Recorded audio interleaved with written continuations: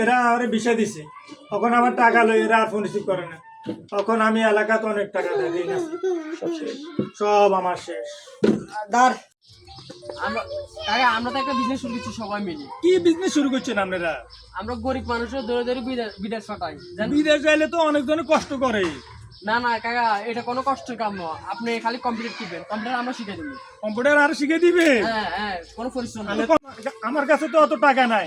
সমস্যা নাই, টাকা মাত্র 1 লাখ টাকা লাগবে। আপনার থেকে 1 লাখ টাকা থাকলে আমরা আর আমরা ব্যবস্থা করে পাঠা দিব। 1 লাখ টাকা দিলে হইব?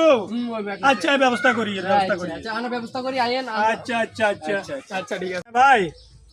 হ্যাঁ আমি তো অনেক গরিব হয়ে গেছি ভাই, অত সম্পদ যা ছিল সব লই গেছে। এখন আমি গরিব হয়ে গেছি, আমি এখন বিদেশ যাই, আমাকে একজনে বিষয় দিব। এখন এই মুহূর্তে টাকা 1 লাখের দরকার। আমার থেকে টাকা নাই। হ্যালো, হ্যাঁ আব্বা কই আছে? আরে আমি ভাইয়ের কাছে ফোন করছি, ভাইয়ে টাকা দিব কইছে, ভাইও টাকা দিতে তো না। এখন আমার টাকা 1 লাখ লাগবো। আমি তো গরিব হয়ে গেছি, আমাকে বিষয় একটা নাই চলিয়ে আইছে, এখন আমি যাবো। এখন আমার টাকা লাগবে। আমার থেকে টাকা নাই। বাবার কাছে ফোন দিছিলাম, ভাইয়ের কাছে ফোন দিছিলাম, কেউ আমার টাকা দেন। আমার একটা গরু আছে, আমি গরুটা বেশি চলে যাবো বিদেশ। তখন চিনুম আমি কে আমার আপনার পর। অনেক শখ করে গরুকে আনছি, আজ যা গরুকে বিদেশে নালে বেশি গেলাম। হ্যাঁ আপনি গরু রেডি করেন, আমরা আসতেছি। বন্ধু মক্কল তো রাজি হয়ে গেছে বিদেশ যাবেন। আমার হাতে এক গরু আছে, আয় দেখছি খুব বড়টা। আমরা কম দামিতে কিনি, বেশ দামিতে বেশি হাতে বিদেশ করে দেবো। আরেকটা ফাটি আছে তাহলে লই চলে যায়। ওর তাহলে আরো ভালো।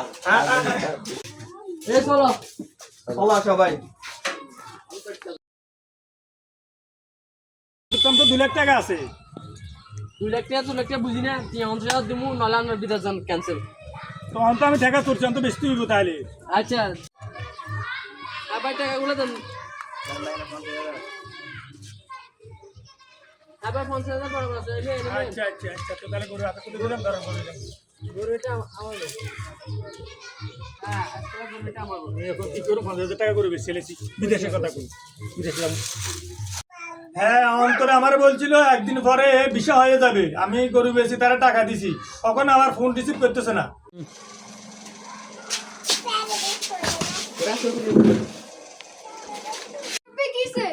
আমার এরা আরে বিষয় দিছে, তখন আমার টাকা লই, এরা আর ফোন রিসিভ করে না। তখন আমি এলাকাতে অনেক টাকা দেই না, সব আমার শেষ।